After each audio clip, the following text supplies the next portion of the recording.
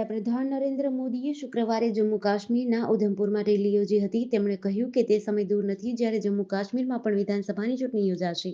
જમ્મુ કાશ્મીરને રાજ્યનો દરજ્જો પાછો મળશે. તમે તમારા ધારાસભ્યો અને મંત્રીઓ સાથે તમારા સપના શેર કરી શકો છો. પીએમ મોદીએ કહ્યું, જમ્મુ કાશ્મીરમાં દાયકાઓ પછી આ પહેલી ચૂંટણી છે જ્યારે આતંકવાદ, ભાગલાવાદ, પથ્થરમારો, સરહદ પારથી ગોળીબાર જેવા મુદ્દાઓ નથી. ત્યારે માતા વૈષ્ણો દેવી યાત્રા હોય કે અમરનાથ યાત્રા, તેને સુરક્ષિત રીતે કેવી રીતે પાર પાડવામાં આવે તેની ચિંતા હતી. આજે પરિસ્થિતિ સંપૂર્ણ બદલાઈ ગઈ છે. આજે જમ્મુ કાશ્મીરમાં વિકાસ થઈ રહ્યો છે અને વિશ્વાસ પણ વધી રહ્યો છે. તેથી જ આજે જમ્મુ કાશ્મીરના ખૂણે ખૂણેથી માત્ર એક જ ગુંજ સંભળાઈ રહી છે, ફરી એકવાર મોદી સરકાર. પીએમ મોદીએ કહ્યું, રામ મંદિર ભાજપ માટે ચૂંટણીનો મુદ્દો છે. રામ મંદિર ન તો ચૂંટણીનો મુદ્દો હતો, ન છે અને ન રહેશે.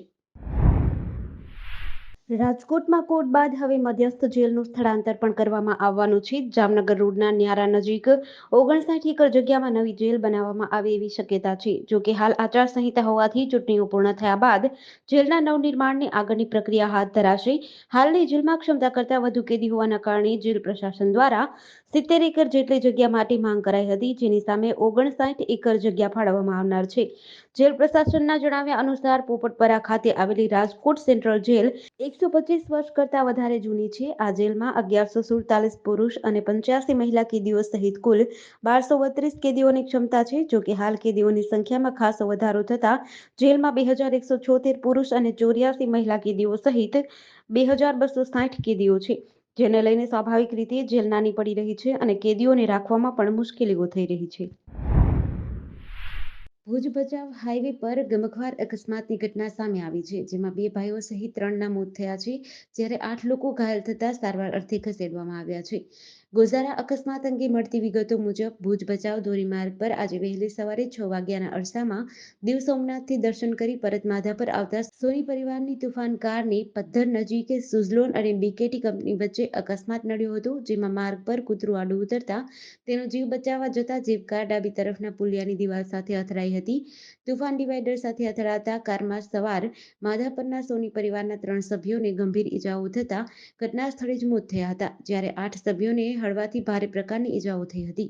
ઘાયલોને ભુજની જીકે જનરલ અને ખાનગી હોસ્પિટલમાં 108 દ્વારા ખસેડવામાં આવ્યા હતા. અકસ્માતની પ્રાથમિક માહિતીના આધારે પદ્ધર પોલીસે તપાસ હાથ ધરી છે. પીએમ મોદીએ ગુરુવારે ઉનાળાની ઋતુ અંગે રિવ્યૂ મીટિંગ કરી હતી. આમાં તેમણે હીટ વેવની સ્થિતિ માટે તૈયારીઓની સમીક્ષા કરી હતી. કેન્દ્ર, રાજ્ય અને જિલ્લા સ્તરે તમામ સરકારી સંસ્થાઓને સાથે મળીને કામ કરવા જણાવ્યું હતું.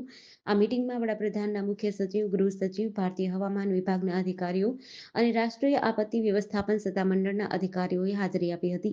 સત્તાવાર નિવેદનમાં કહેવામાં આવ્યું હતું કે આ મીટિંગમાં પીએમ મોદીને એપ્રિલથી જૂન દરમિયાન દેશના મોટાભાગના મહત્તમ તાપમાન સામાન્ય કરતાં વધુ રહેવાની સંભાવના વિશે માહિતી આપવામાં આવી હતી. મહારાષ્ટ્ર, ગુજરાત, મધ્યપ્રદેશ, કર્ણાટક અને આંધ્રપ્રદેશમાં ભીષણ ગરમીની સ્થિતિ વધુ જોવા મળે તેવી શક્યતા છે.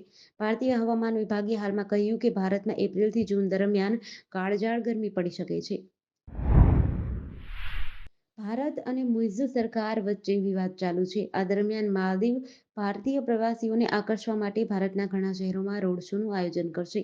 કયા શહેરમાં અને ક્યારે રોડ શો યોજાશે તેની માહિતી આપવામાં આવી નથી. Maldives association of tour and travels ઓપરેટર્સે ગુરુવારે રાત્રે ભારતીય હાઈ કમિશન મુનુ મહાવર સાથે મુલાકાત કરી બંને દેશો વચ્ચે પ્રવાસ અને પ્રવાસન સહયોગ વધારવા ચર્ચા કરી હતી. જાન્યુઆરીથી માલદીવની મુલાકાતે આવતા ભારતીય પ્રવાસીઓની સંખ્યામાં ઘટાડો થયો છે. તેનું કારણ પીએમ મોદી પર કરવામાં આવેલી વાંધાજનક ટિપ્પણી છે. પીએમ મોદીએ 3 જાન્યુઆરીએ લક્ષદ્વીપની મુલાકાત લીધી હતી. ત્યાંની સુંદરતા સાથે જોડાયેલી તસવીરો શેર કરતા તેમણે કહ્યું, પ્રાકૃતિક સૌંદર્ય ઉપરાંત લક્ષદ્વીપની શાંતિ પણ મનમોહક છે. આ પછી લક્ષદ્વીપ અને માલદીવ વચ્ચે સરખામણી થવા લાગી. તેના પર માલદીવના કેટલાક મંત્રીઓએ પીએમ મોદી અને ભારત વિરુદ્ધ અપમાનજનક ટિપ્પણી કરી હતી. પાટણમાં બાઇક અને એક્ટિવાની અકસ્માતની ઘટના સામે આવી છે. જોકે આ અકસ્માતમાં એક ડોક્ટર જાણે કે દેવદૂત બની આવ્યો હોય એમ તુરંત સારવાર આપતા જાનહાનિ થઈ નથી. આ ઘટના સીસીટીવીમાં પણ સામે આવી છે. અકસ્માત અંગે મળતી વિગતો મુજબ પાટણ શહેરના ચાણસ્મા હાઈવે પર ગોલ્ડન ચોકડીથી બીજા રેલવે નાળા તરફ જવાના રસ્તા ઉપર એક બાઇક અને એક્ટિવા સામસામે અથડાતા બંને ચાલક ઉછળીને રોડ પર પટકાયા હતા. સદનસીબે આ સમયે અહીં રોડની સાઈડમાં ઊભેલા કેટલાક લોકોમાં એક ભાઈ ડોક્ટર હતા. તેમણે તુરંત દોડી જઈ બેભાન હાલતમાં એક યુવાનને તાકીદની સારવાર આપતા યુવાનનો જીવ બચી ગયો હતો. લોકોએ યુવાનનો જીવ બચાવવા માટે મહેનત કરનાર ડોક્ટરને તેમની તાકીદની સેવા બદલ બિરદાવ્યા હતા. બેંગ્લોરના રામેશ્વરમ કાફે બ્લાસ્ટમાં એનઆઈએએ શુક્રવારે કોલકાતામાંથી 2 આરોપીઓની ધરપકડ કરી હતી. તેમના નામ અબ્દુલ મતીન તાહા અને મુસાવિર હુસૈન સાજિબ છે. એનઆઈએ અનુસાર 2 માર્ચે સાજિબે કાફેમાં આઈઈડી મૂક્યો હતો, જ્યારે તાહાએ આખો પ્લાન તૈયાર કર્યો હતો. એનઆઈએ, જે બેંગ્લોરમાં રામેશ્વરમ કાફે બ્લાસ્ટ કેસની તપાસ કરી રહી છે, તેમણે 5 એપ્રિલે કહ્યું, આ કેસમાં મુખ્ય અને સહ આરોપીઓની ઓળખ કરવામાં આવી છે. મુસાવિર હુસૈન સાજિબ મુખ્ય આરોપી છે અને અબ્દુલ મતીન તાહા સહ આરોપી છે. મુસાવિર જ કેફેમાં વિસ્ફોટક લઈ ગયો હતો. બંને શિવમોગા જિલ્લાના તીર્થહલ્લીના રહેવાસી છે. એનઆઈએ બંનેની શોધમાં કર્ણાટક, તમિલનાડુ અને યુપીમાં 18 સ્થળોએ દરોડા પાડ્યા હતા. બંને પર 29 માર્ચથી 10 લાખ રૂપિયાનું ઇનામ જાહેર કરવામાં આવ્યું છે. તે જ સમયે તપાસ એજન્સીએ બ્લાસ્ટ કેસમાં બીજેપી કાર્યકર સાંઈ પ્રસાદની પણ અટકાયત કરી છે. ગોધરા શહેરના ભરચક વિસ્તારમાં આવેલા ગોંદરા સર્કલ પાસે આજે એક રેતી ભરીને જતી ટ્રક બાતમીના આધારે જિલ્લા ખાણ ખનીજ વિભાગની ટીમે ગોંદરા સર્કલ વિસ્તારમાંથી ગેરકાયદેસર રીતે પસાર થઈ રહેલા રેતી ભરેલા ટ્રેક્ટરને ઝડપી પાડીને 5 લાખનો મુદ્દામાલ કબજે કરીને ટ્રેક્ટરને ગોધરા કલેક્ટર કચેરી ખાતે સીઝ કરીને કાયદેસરની કાર્યવાહી હાથ ધરી હતી.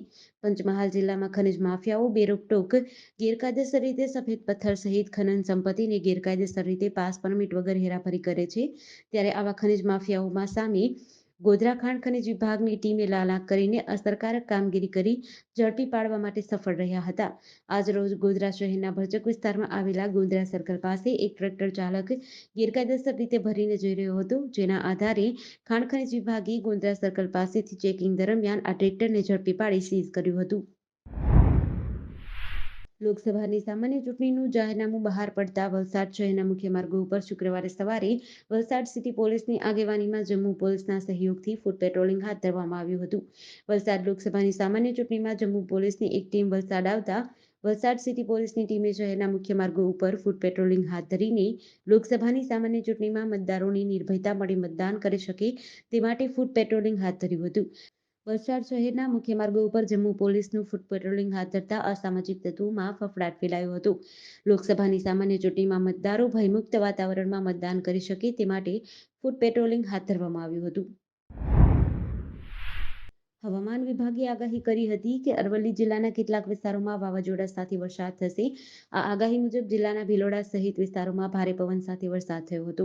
અરવલ્લી જિલ્લાના વાતાવરણમાં એકાએક પલટો જોવા મળ્યો હતો, ત્યારે ગાજવીજ અને પવન સાથે વરસાદ થયો હતો. ભિલોડા નગર સહિત અંતરિયાળ વિસ્તારોમાં ભારે પવન સાથે વરસાદ વરસ્યો હતો, જેમાં સુનસર ગામે ભારે પવન સાથે વરસાદ વરસતા 3 શ્રમિકોના મકાનના છાપરા ઉડી ગયા હતા. પવનની ઘોટી આવી જતા ઘરના છાપરા, પંખા સહિત ઉડી ગયા હતા, જેથી ઘરની તમામ ઘરવખરી પલળી જવા પામી હતી અને ગરીબ પરિવારને મોટું નુકસાન થયું હતું. ત્યારે તંત્ર દ્વારા કોઈ સહાય મળે એવી આશા સેવીને ગરીબ પરિવાર બેઠો છે.